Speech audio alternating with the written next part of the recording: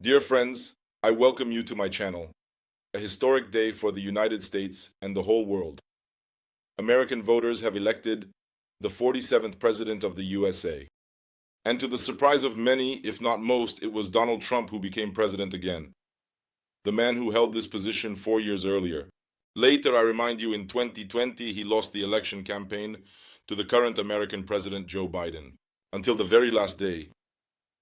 And even on election day, no one dared to predict the winner of this very complex, tense presidential race.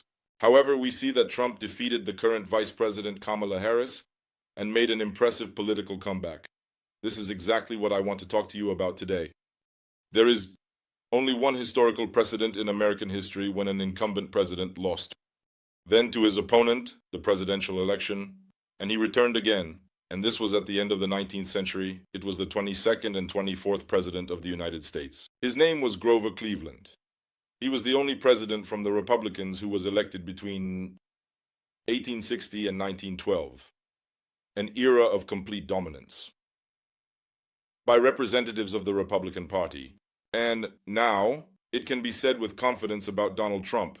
He became the second president in American history who, as an incumbent president, lost the election and then won it.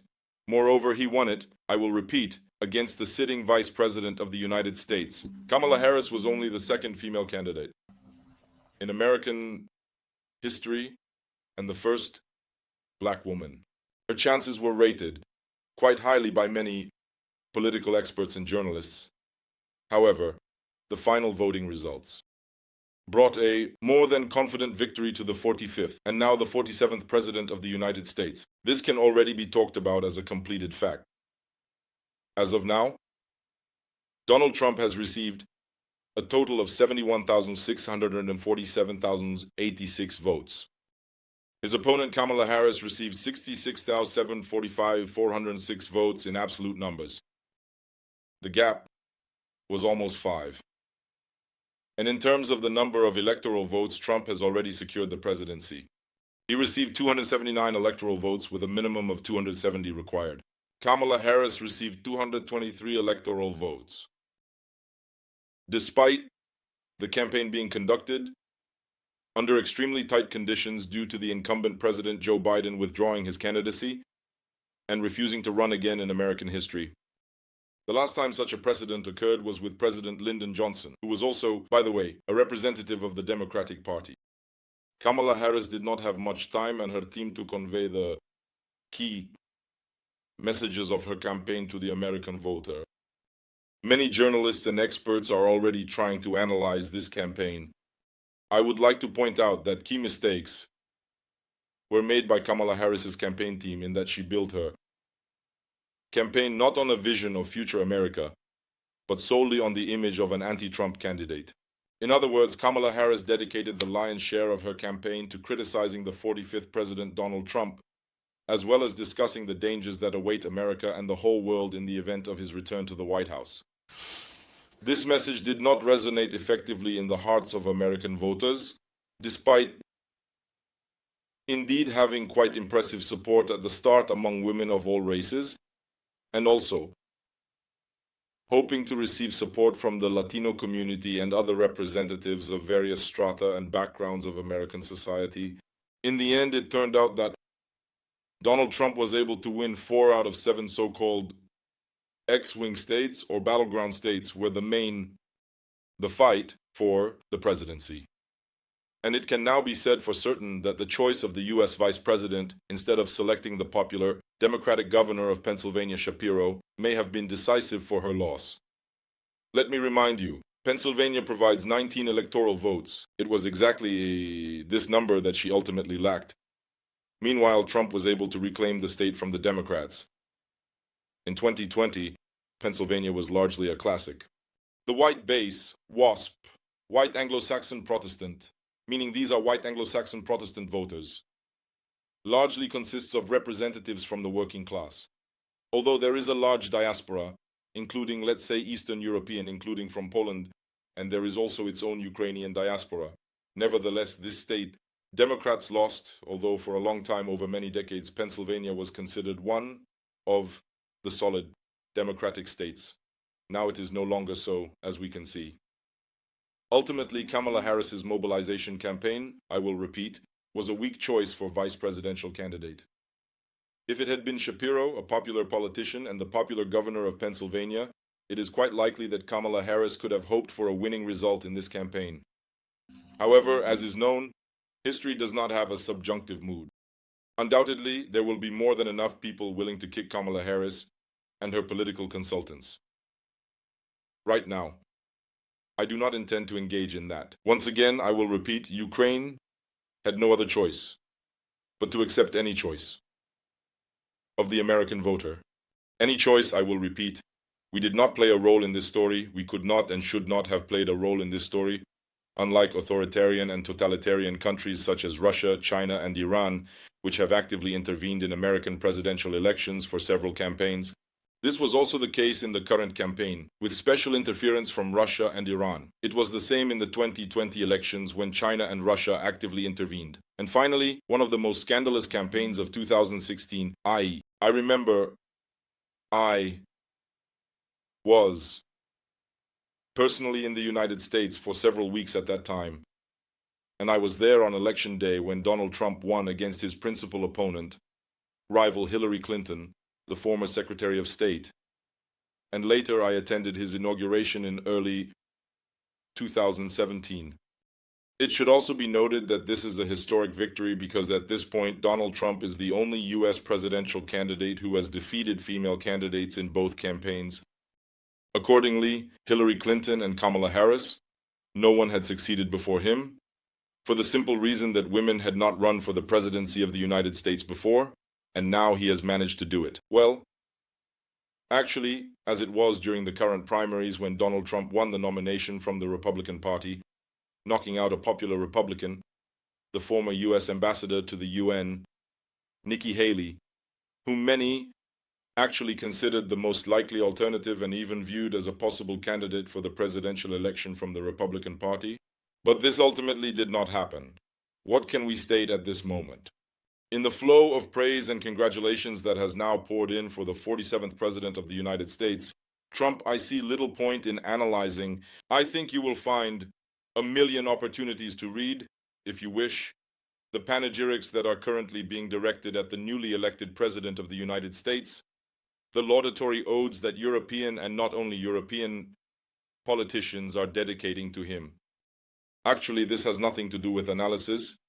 It is clear that even if they did not like Donald Trump's candidacy, the European Union was obviously very seriously concerned about his return to power. Nevertheless, there is every reason to believe that the leaders of the European Union were prepared for Trump's election, unlike ordinary voters, who had no idea in the end who would win. This time, the EU had a plan B.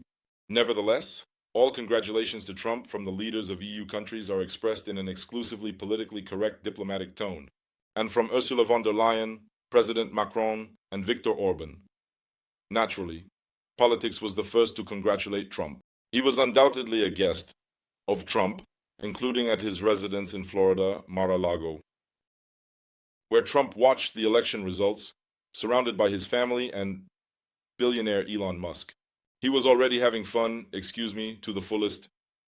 Another reason for Trump's victory, which is certainly worth mentioning, is that he was able to offer the American voter an image of a bright, no, not future, but past, speaking about how he will return America to its golden times. By the way, he mentioned this during his triumphant victory speech, stating that he would return America to the golden age.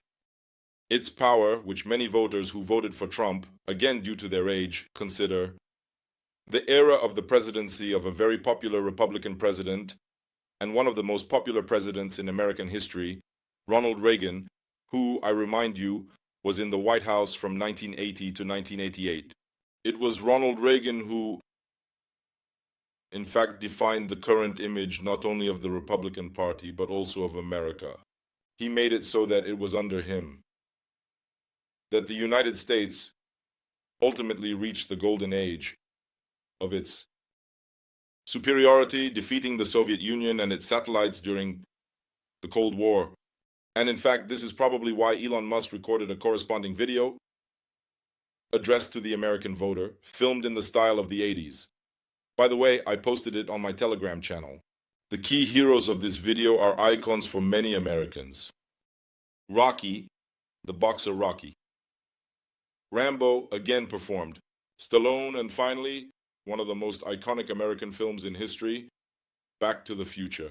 Only there, the font from this film is already widely used, also an iconic font. Now it says, "Make America Great Again." By the way, this slogan was already borrowed by Donald Trump's fervent follower Viktor Orban, who stated, "Make Europe great again." Well, honestly, in this case, it sounds, I agree, a bit strange and forced. Nevertheless, as reported by leading world media, the overall attitude towards the victory around the world, in Europe and including Russia, is quite restrained, and in many cases there is a very serious concern regarding this. In particular, one of the key promises from Donald Trump's election campaign was the promise to rock the baby, rock. He promised to lower the oil price to $50, stating that for Putin, the critical price is $40, after which he would no longer be able to conduct military operations. And a price of $100 per barrel, on the contrary, allowed Moscow to have a large military budget, stated Donald Trump. To this end, he stated that America would unseal its oil wells and also negotiate with the largest state OPEC members, particularly Saudi Arabia, to sharply increase oil production. U.S. oil companies were one of the main sponsors of Trump's election campaign. Since he can provide them with additional environmental and tax relief, this will increase production and give a boost to the capitalization of American oil companies. Trump stated that America and businesses would earn a fortune selling energy resources to Europe. Russian billionaire Oleg Deripaska. He stated that Trump's victory brings nothing good for the Russian budget and Russia.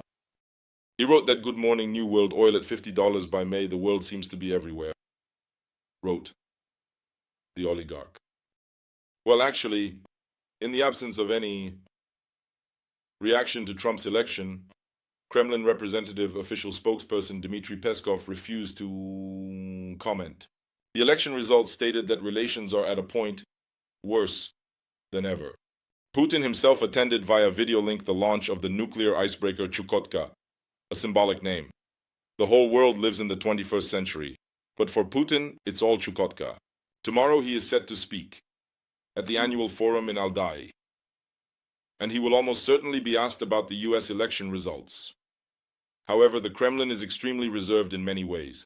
Let's say he commented on the election results quite skeptically. In particular, known for his sharp statements, the alcohol blogger Dmitry Alkogolevich, or as he is called, Dmitry Alkogolevich Medvedev, predicted for Trump the fate of the murdered Democratic President Johnson Kennedy. He stated that if Trump even tries to make peace between Russia and Ukraine, he will definitely be killed. Whether this was inspired by an alcoholic haze is unclear. However, no one is planning to kill Dmitry Medvedev, as they did with political figures. I think simple Russian vodka will kill Dmitry Medvedev much faster. And this, in fact, is the main tragedy of a person, no one, and he is called nothing, who still cannot find his place on post earth. Nevertheless, representatives of the Russian elite, as reported by the publication Verstka, most likely tried to secretly congratulate Donald Trump on his victory in the US presidential elections, without doing so publicly. Besides, Putin and Medvedev, who remained silent in this case, the congratulations to Trump. Most likely the representatives of Sberbank's management, Herman Gref, Federation Council Speaker Valentina Matvienko, and State Duma Representative Vyacheslav Volodin sent the congratulations.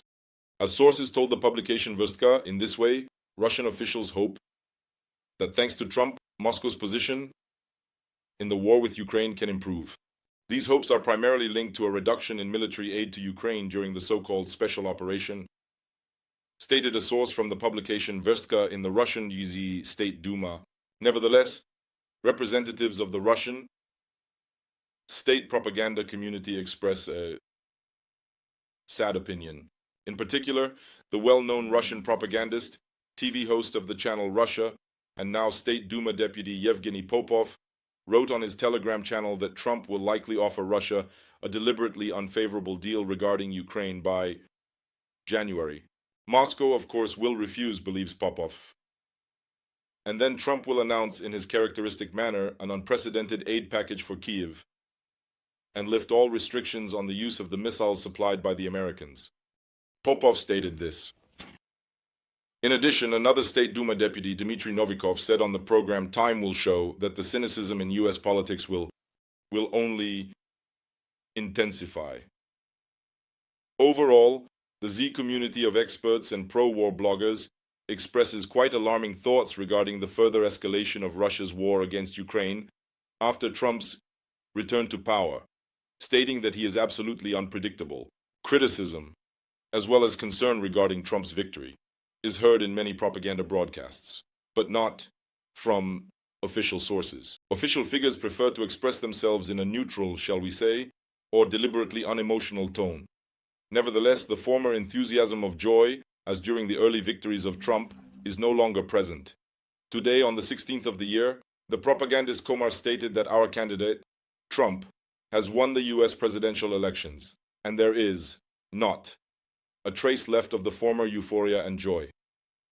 This primarily indicates the unpredictability of Trump, as well as who will join his team, which will largely determine the course of his administration. At the moment, this represents the main mystery. However, few doubt that, despite Trump's impulsiveness and unpredictability, he will rely not only on his advisors but also on the full power of the American state apparatus. There are no signs that Trump intends to abandon Ukraine, Israel, or other American allies at this time. Elements of Russian propaganda that have been repeatedly touched upon, as well as the bet on managed chaos in this case, completely failed. The day before, representatives of the American state of Georgia accused Russia of engaging in phone terrorism and mining polling stations in order to disrupt the electoral process in this American state, which, by the way, is also among the so-called battleground states. Ultimately, the Kremlin's bet. The bet on chaos, on serious protests, completely fell through. We see the results of the elections in the United States. The results were announced quite promptly within 24 hours after the polling stations closed.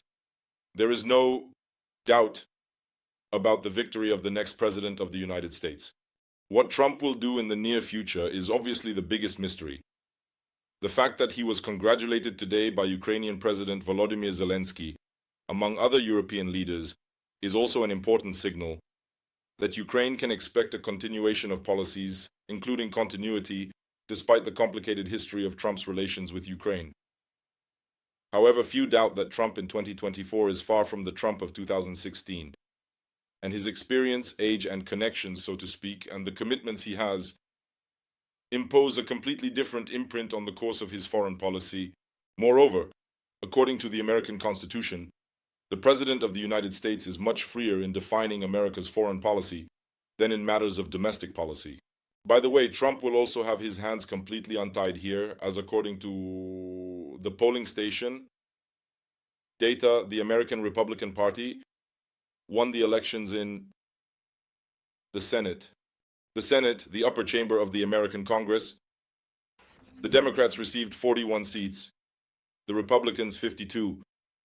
Independents won, and the data is still not clarified, for 6 districts at this moment. In the House of Representatives, the Republican Party needs to reach a threshold of 218 votes for a majority. As of now, the Republicans have 203, meaning they are 15 votes short. The Democrats received also 181 seats, and the data for 50 is still unknown. In one electoral district, however, the situation is such that unlike Trump's first presidential term, he will not have an opposing Senate. By the way, for the first time since 2018, the Republicans have taken control of the upper chamber and may also control the lower one. Well, at least the intrigue remains, but there is a good chance that it will turn out exactly this way. That's the news we have, friends. This is a general analysis, quite preliminary, quick, and broad strokes of everything that has happened. We will look into further statements, and most importantly, we will base ourselves on the first appointments in the Donald Trump administration, a fierce, has already unfolded. The struggle within his team over who will take which position in his administration. In particular, the key positions of National Security Advisor and Secretary of State. This will largely determine not only the shape of the future administration of the 47th President of the USA, but also the course of domestic and foreign policy that the new American president will choose. Thank you for watching this video, friends. Take care of yourselves. Please watch a video about J.D. Vance, now the elected Vice President of the USA, which I recorded back in July. It goes into detail about his entire political, not just political, biography. Who is this person who may replace Trump and could even become the next president of the USA after him? Take care, friends. Subscribe to the channel. Leave your opinion under this video about how you see the future of America under the 47th President of the USA. Are you satisfied? Such a choice by the American voter. Glory to Ukraine. Glory to the armed forces of Ukraine. Glory to the Ukrainian Special Forces. Glory to the Territorial Defense Forces. You were with Major of the Ukrainian Army Taras Berezovets. Until we meet again, friends, bye-bye.